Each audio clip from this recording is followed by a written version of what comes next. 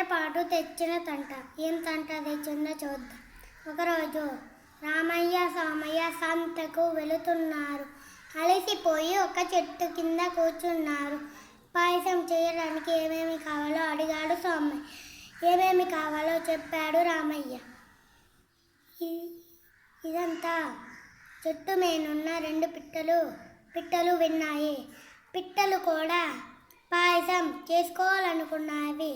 అవి కూడా సంతకు వెళ్ళాయి.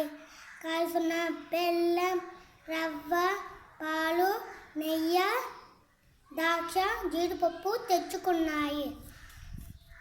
చెట్టు కింద పిట్టలు పాయసం చేయడం మొదలుపెట్టాయి. పాయసం కుతుకుతా ఉడుకుతుంది. గుమగుమ వాసన వస్తుంది. పాయసిన వాసనకు పిట్టలకు నోరూరుతుంది. ఒక పిట్టకు పాయసం రుచి చూడాలని చాలా కోరిక కలిగింది.